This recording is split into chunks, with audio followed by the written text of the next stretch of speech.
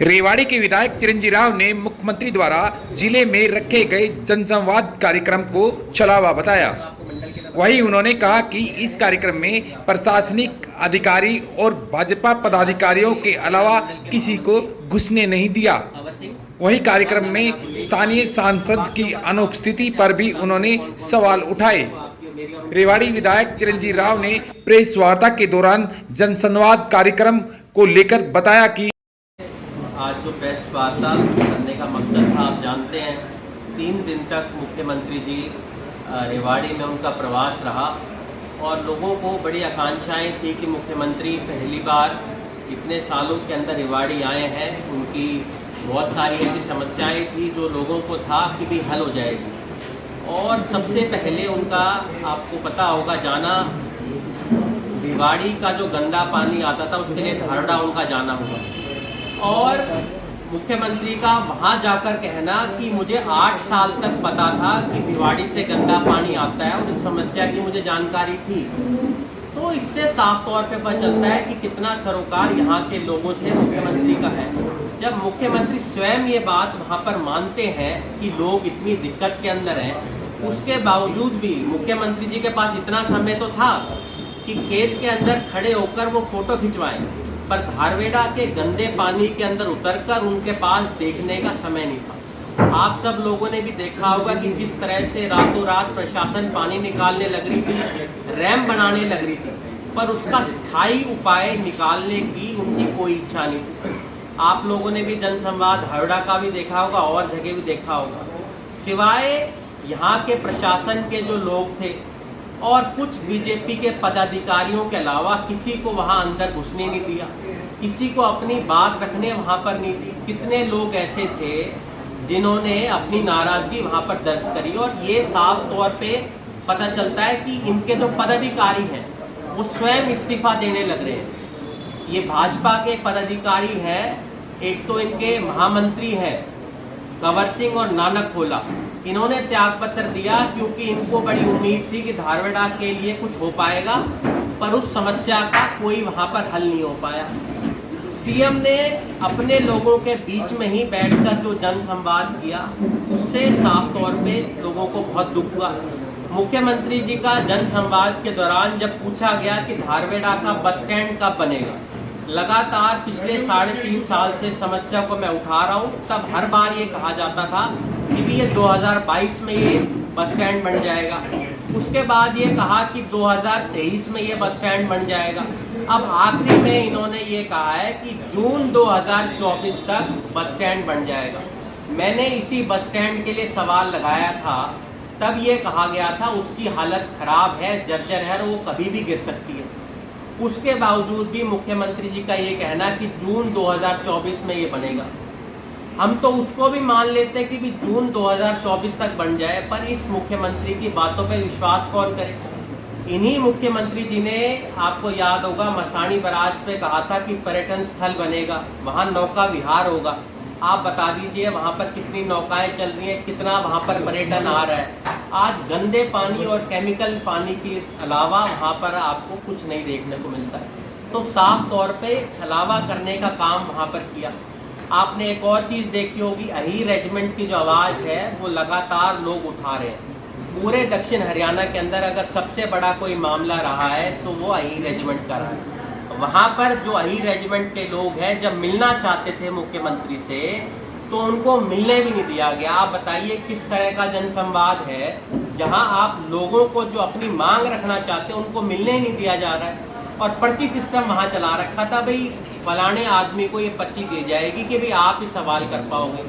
कुछ ऐसे हमारे सरपंच थे जिन्होंने अपनी वहां पर आवाज़ उठानी चाहिए, अपनी बात रखनी चाहिए, तो उनको ये कह दिया गया कि भैया आप कांग्रेसी हैं, आपको हम अपनी बात नहीं रखने देंगे।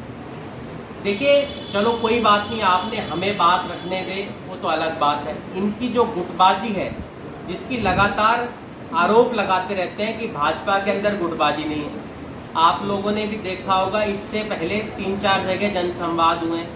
फरीदाबाद में जनसंवाद हुआ, वहाँ पर वहाँ के जो मंत्री हैं कृष्णपाल गुर्जर, जो सांसद है, वहाँ मौजूद रहे। आपने देखा होगा भिवानी में जब हुआ तब धर्मवीर जी वहाँ मौजूद रहे। फिर उसके बाद जब सिरसा में हुआ तब दुग्गल जी वहाँ पर मौजूद रहे, पर जब हमारे यहाँ पर ये जनसंवाद हुआ तब यहाँ के सांसद वहाँ पर मौजूद नहीं थे, वो वहाँ भी नदारद थे। तो एक तो इससे ये बात पता चलती है कि बीजेपी में कितनी ज़्यादा गुटबाजी है, दूसरा ये पता चलता है कि हमारे सांसद को कितनी इच्छा शक्ति है यहाँ के लोगों के लिए काम कराने की। अगर सांसद की इच्छा शक्ति होती तो यहाँ पर आते, मुख्यमंत्री के समक्ष ये बात रखते, रेवाड़ी की समस्याएं क्या है, गंदे पानी के लिए उन्होंने मीटिंग रखी थी। अब अगर वो मुख्यमंत्री जी के साथ यहाँ पर आते, उनकी बात रखने देते, तो क्या आपको लगता नहीं ये हल हो जाता वहाँ पर? तो मुझे लगता है छलावा के अलावा इन्होंने कुछ नहीं दिया।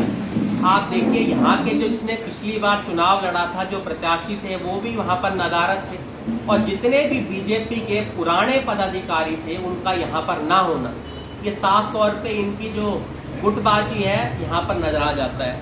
आप देखिए इन्होंने जनसंवाद किया गाँव के अंदर, पर शहर के अंदर इन्होंने जनसंवाद नहीं किया। आप एक बात बताइए, जब आप जनसंवाद कर रहे हो तो क्या सिर्फ केवल मात्र गांव के लोगों से आपको जनसंवाद करना था? उसके अंदर भी इन्होंने केवल मात्र कुछ लोग चुन लिए गए जिनसे इन्होंने जनसंवाद किया। भाई आप शहर में आते, यहाँ के लोगों की दिक्कतों को सुनते।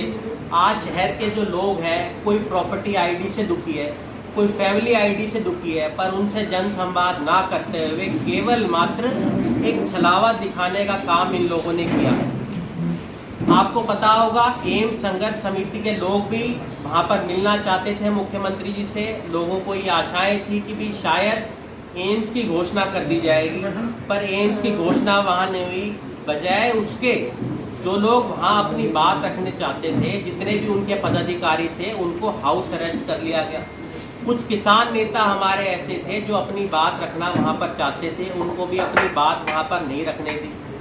लोगों को देखिए बहुत सारी आकांक्षाएं थी कि मुख्यमंत्री यहाँ पर आएंगे तो कोई बड़ी परियोजना यहाँ पर देकर जाएंगे, पर ना तो यहाँ पर एम्स की घोषणा हुई। नगर निगम के लिए साफ तौर पे मुख्यमंत्री जी इनकार करके भी नगर निगम अभी नहीं बनेगा। रेवाड़ी बस स्टैंड के ऊपर कोई ठोस आश्वासन उन्होंने नहीं दिया कि भी बस स्टैंड आपका रेवाड़ी का कब बनेगा। मेडिकल कॉलेज की लोगों को इंतजार था कि मेडिकल कॉलेज की घोषणाएं हो जाएंगी। मुख्यमंत्री जी का केवल मात्र ये कहना कि भाई बड़ी परियोजना की घोषणा मैं करने नहीं आया था, मैं तो जो छोटी मोटी लोगों की समस्याएं हैं उनको हल करने आया था। मुख्यमंत्री जी का वहाँ पर ये कहना कि मैंने 1 घंटे में विधवा पेंशन बनवा दी। तो आप मुझे एक बात बताइए, इसको भी आप क्या उपलब्धि मानते हैं? मुझे लगता है कहीं ना कहीं ये तो आपकी खामियां हैं जो खुद मुख्यमंत्री बता रहे हैं। जब मुख्यमंत्री 1 घंटे में विधवा पेंशन बनवा सकते हैं तो क्या और जो अधिकारी हैं इनके वो ये नहीं करवा सकते? इसके लिए अपनी वाहवाही लूटने का काम जो इन लोगों ने किया, साफ तौर पे ये पता चलता है कि कितनी नाकामियां इस सरकार की रही है। ये तो इनकी 8 साल की असफलताएं हैं जो मुख्यमंत्री खुद बयान कर गए। आप देखिए, अगर मुख्यमंत्री जी एक बच्चे की 4000 पेंशन की बनवाने को उपलब्धि मानते हैं, ये कोई उपलब्धि नहीं हुई, ये तो इनकी नाकामियां हैं जो साफ तौर पे नजर आई। लोगों ने पीपीपी के मामले पे जो भ्रष्टाचार हुआ उसकी बात उठाने की वहां पर कोशिश करी, साफ तौर पे उनको रोका गया। जो नगर परिषद के अंदर कब्जा करा जा रहा है प्राइवेट लोगों के द्वारा, उसके बारे में भी मुख्यमंत्री जी पूर्ण तरह से मौन रहे। वहां पर भी कुछ लोगों ने जब ये बात पूछना चाहिए उसके अंदर भी उन्होंने जवाब नहीं दिया। आप देखिए सेक्टर 3 और 4 के अंदर जो खस्ता हालत है सेक्टरों की, उसके लिए जो हमारे RWA के प्रधान हैं वो भी मिलना चाहते थे, उनको वहां पर मिलने नहीं दिया। तो आप एक बात बताइए, जब चुने हुए नुमाइंदों को ही नहीं मिलना दिया जाएगा तो आप साफ तौर पर समझ सकते हैं आज सरकार की हालत क्या है। लोगों को ये उम्मीद थी कि बॉयज़ कॉलेज की बिल्डिंग, गर्ल्स कॉलेज की जो बिल्डिंग है उसके बारे में कोई ठोस आश्वासन मिलेगा कि कब तक वो बन जाएगा, उसके बारे में कुछ नहीं कहा गया। आज आप सैनिक स्कूल की हालत तो आप सभी जानते हैं कि सैनिक स्कूल आप जाएंगे तो बच्चों को वहाँ शिफ्ट तो कर दिया है, पर सुविधाओं के नाम पे उनको कुछ नहीं मिलता है। आज तक वहाँ पर गर्ल्स हॉस्टल नहीं बन पाया है। मैंने स्वयं मुख्यमंत्री जी से कहा था कि मुझे मिलने का समय दिया जाए, पर हमें ये कहा गया कि भाई आप उस जनसंवाद के अंदर आमंत्रित नहीं है, आप ना आए। पिछली बार मैं वहाँ चला गया था तो अब की बार पहले ही उनकी तरफ से आ गया था कि भाई अब की बार आपको वहाँ नहीं आ पाना है। तो इसी वजह से हमें वहाँ पर जाने नहीं दिया, वरना हम मुख्यमंत्री जी को जो नीचे की सच्चाई है वो बताते। अब आप देखिए, गार्बेज कलेक्शन के नाम पे पिछली दिवाली से लेकर अब तक 500 रुपये लगातार आपका जो रेवाड़ी नगर परिषद है वो लोगों से ले रहा है, जबकि जो गाड़ियां हैं गार्बेज कलेक्शन की वो नहीं आती। आप शहर के किसी भी व्यक्ति से इसके बारे में पूछ सकते हैं, बहुत सारे पार्षद यहाँ पर मौजूद हैं, उनसे भी आप इस बारे में बात कर सकते हैं। आप देखिए, ये कहते हैं भाई हम लोगों ने युवाओं को बहुत सारी नौकरियां दी हैं, और मुख्यमंत्री जी ने स्वयं एक बात कही कि भाई एक गांव में मैंने 35 नौकरियां दी है नारनौल के अंदर, एक ही विभाग के अंदर, और उसके लिए अब एक जांच इंक्वायरी इन्होंने बैठाई है कि भाई किस तरह से एक ही गांव में 35 लोगों को नौकरियां दी गई। आप खुद सोचिए कि एक ही गांव में एक ही विभाग से, जन स्वास्थ्य विभाग है, उससे 35 नौकरियां दी गई है, तो इसमें कितना बड़ा गड़बड़ घोटाला है ये आप खुद सोच सकते हैं।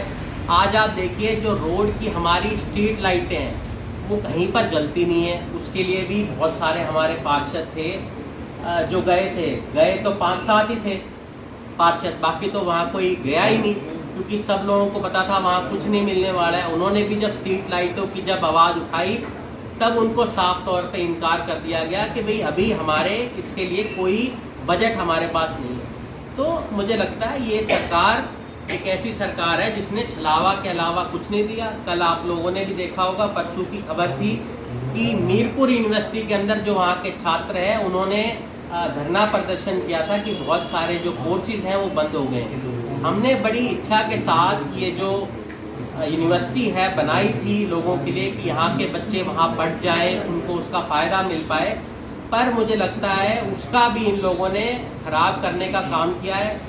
और मुझे लगता है कि लोग यहाँ जब आए थे, जब पता चला था कि मुख्यमंत्री जी 3 दिन यहाँ पर रहेंगे, तो रेवाड़ी के लोगों को बहुत आशाएं थी कि जो उनके रुके हुए काम है, जो खस्ता हालत है सड़कों की, उनके ऊपर कुछ काम हो पाएगा। जो पानी की दिक्कत है, जो पर्याप्त पानी लोगों को पीने का नहीं मिल पाता है, एक दिन एक छोड़ के पानी आता है, उसकी समस्या का कोई हल निकलेगा, एडिशनल कोई वाटर टैंक की कोई बात रखी जाएगी। लोगों ने यहाँ तक कहा कि भाई जो नहर है वो कम आती है, उसके ऊपर भी कोई ठोस आश्वासन मुख्यमंत्री जी की तरफ से ना मिलने से मुझे लगता है कहीं ना कहीं बहुत ज़्यादा निराशा लोगों के मन में है। बहुत सारे लोगों के मुझे फ़ोन आए, मैसेज आए, जिन्होंने ये कहा कि भाई हमें उम्मीद थी, जो बीजेपी के लोग हैं उन्होंने मुझे स्वयं फ़ोन करके कहा कि भाई हमें उम्मीद थी कि मुख्यमंत्री आएंगे तो शायद अब कुछ हो जाए, पर उनकी भी आशाएं टूटने का काम मुख्यमंत्री जी के इस दौरे ने किया। तो मैं तो मुख्यमंत्री जी से आपके माध्यम से ये आग्रह करूंगा कि बहुत सारी समस्याएं लोगों की है, उनको हम लिखकर भी मुख्यमंत्री जी के पास अगले 2-3 दिन में देंगे, क्योंकि हमें तो मिलने का समय उन्होंने नहीं दिया। ये कहा गया कि अगर आपको मिलना है तो आप चंडीगढ़ आकर अपनी समस्याएं वहाँ पर रख सकते हैं। तो चंडीगढ़ जाकर जो लोग अपनी समस्याएं नहीं दे पाए उनकी समस्याओं को हम वहाँ पर रखेंगे।